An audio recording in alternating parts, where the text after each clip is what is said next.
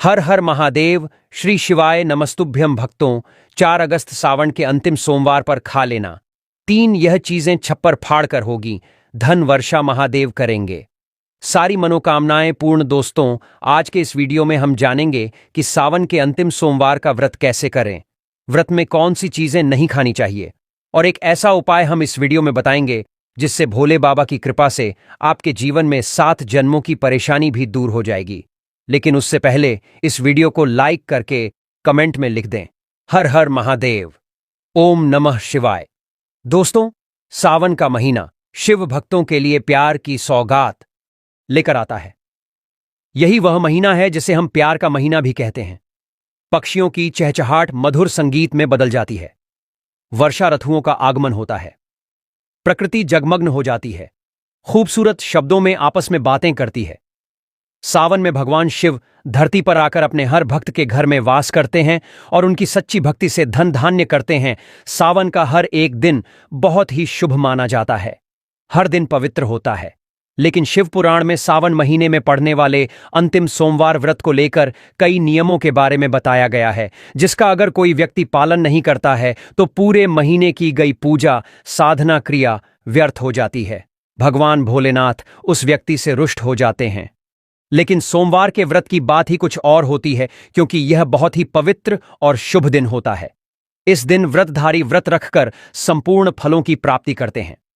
दोस्तों, आप सभी जानते ही हैं कि सावन की शुरुआत 11 जुलाई से हो चुकी है और इसकी समाप्ति 9 अगस्त को होने वाला है। और दोस्तों, इस बार 9 अगस्त यानी शनिवार के दिन ही रक्षाबंधन का त्योहार भी मनाया जाएगा, और 9 अगस्त को शनिवार के दिन ही रक्षाबंधन के संपूर्ण होने 7 सावन समाप्त हो जाएंगे। ऐसे में सावन का जो अंतिम सोमवार है वह 4 अगस्त के दिन पड़ेगा, और इसी दिन आपको भगवान शिव और माता पार्वती का आशीर्वाद प्राप्त करने के लिए यह चीज जरूर से खा लेना है। महादेव की कृपा से आपके जीवन की हर परेशानी होगी दूर, और जीवन में जो धन को लेकर समस्याएं थीं वह भी हमेशा के लिए समाप्त हो जाएंगी। तो दोस्तों, सबसे पहले तो हम जानते हैं कि सावन के इस अंतिम सोमवार में हमें कौन सा पाप गलती नहीं करनी चाहिए जिससे कि भगवान शिव हमसे नाराज ना हो। और सावन अंतिम सोमवार व्रत में यह सब्जियां और फल तो कभी मत खाना, नहीं तो भगवान भोले बाबा आपसे क्रोधित हो सकते हैं, आपका व्रत टूट सकता है। आइए जानते हैं कुछ ऐसी सावधानियां जिसे भूलकर भी नहीं करना चाहिए। दोस्तों, नंबर 1, शास्त्रों में कहा गया है कि व्रतधारी को उधार मांगकर सब्जियां फल आदि नहीं खाने चाहिए, इससे पाप लगता है और व्रत अधूरा रह जाता है। सावन का अंतिम सोमवार का व्रत हो या कोई भी व्रत क्यों ना हो, पड़ोसियों से मांगकर भी व्रत आदि में फल नहीं खाने चाहिए।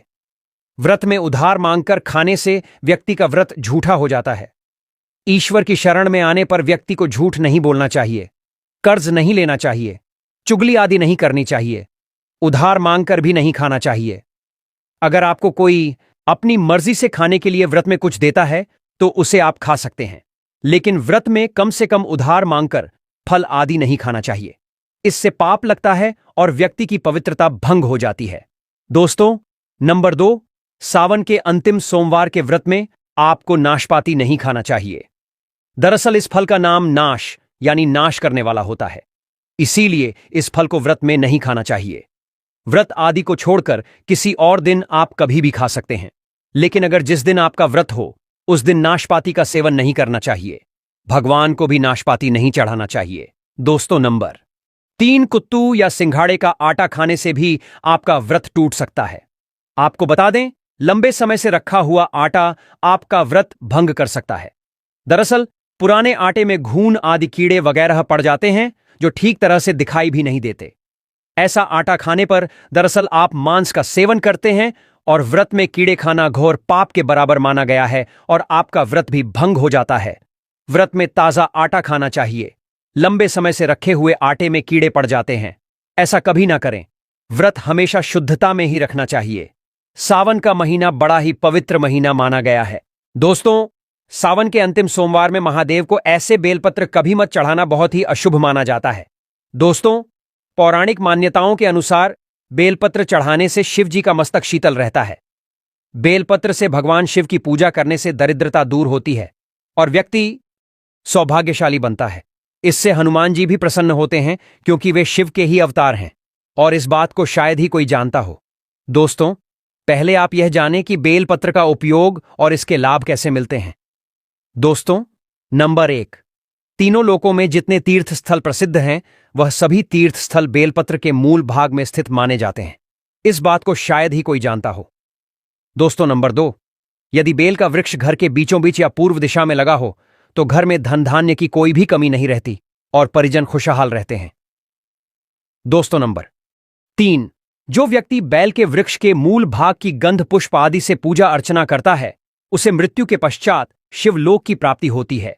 दोस्तों, अब जानते हैं बेलपत्र से जुड़ी कुछ खास बातें।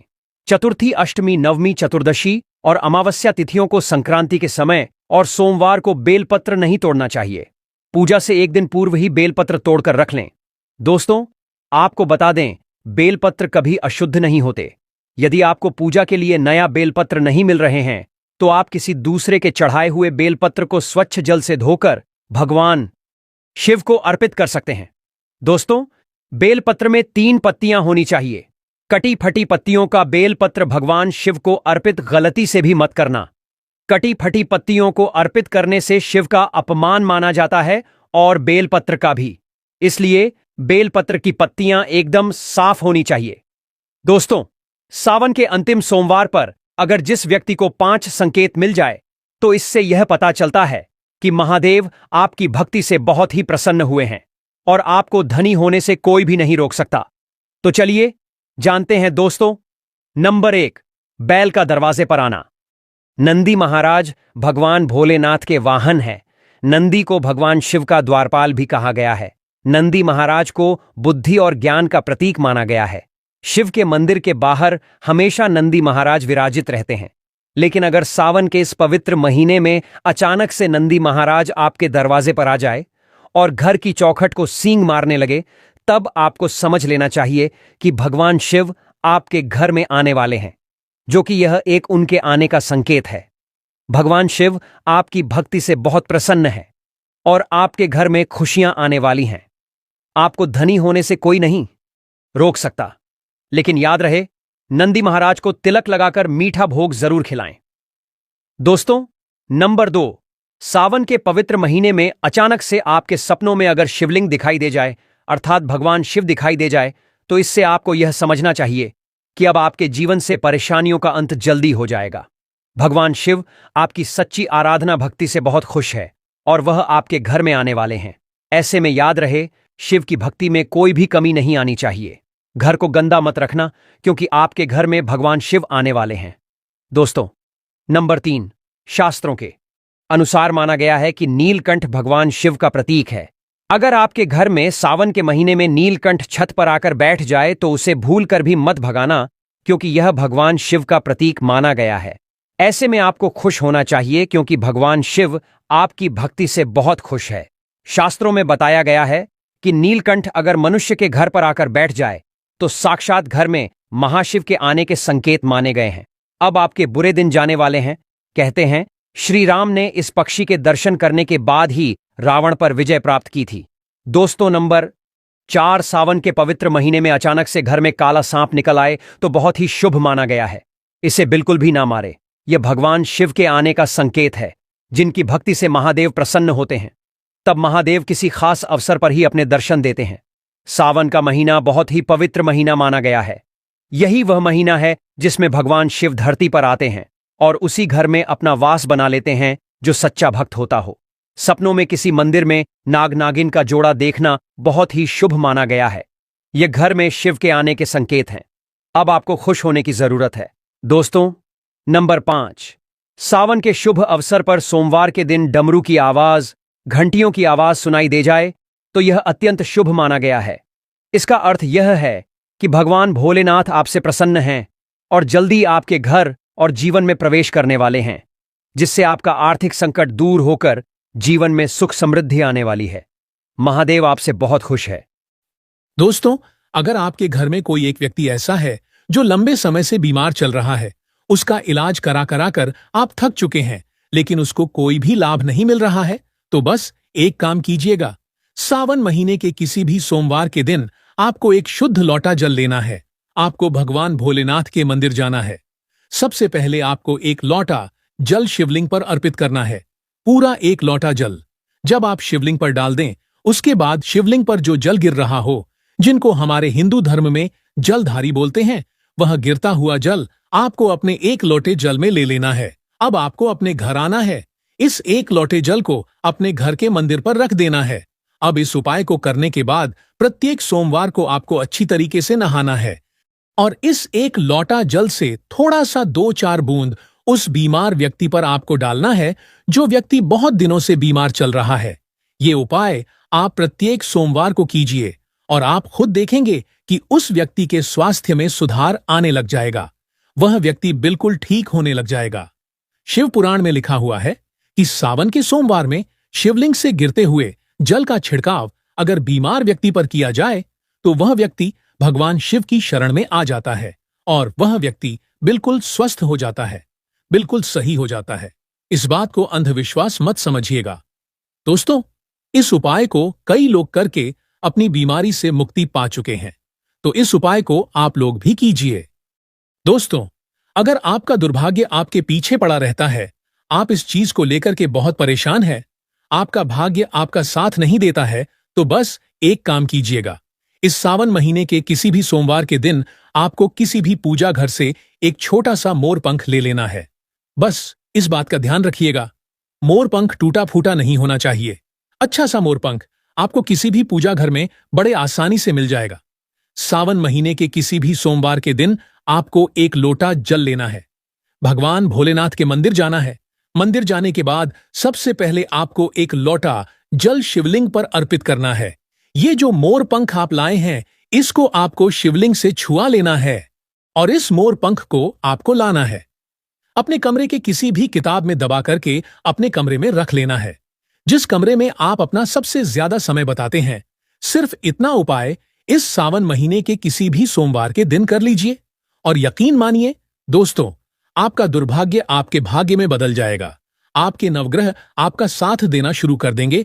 अब जिस कार्य को भी शुरू करेंगे, उस कार्य में आपको सफलता प्राप्त होगी, क्योंकि यहां पर आपको देवों के देव महादेव का आशीर्वाद प्राप्त होगा। इसीलिए अगर आप लोग चाहते हैं कि महादेव जी की कृपा हमेशा आप पर बनी रहे, तो कमेंट बॉक्स में लिख दीजिए ओम नमः शिवाय, हर हर महादेव। दोस्तों, बहुत कम लोग यह बात जानते हैं कि रुद्राक्ष भगवान भोलेनाथ के आंसुओं से उत्पन्न हुआ था।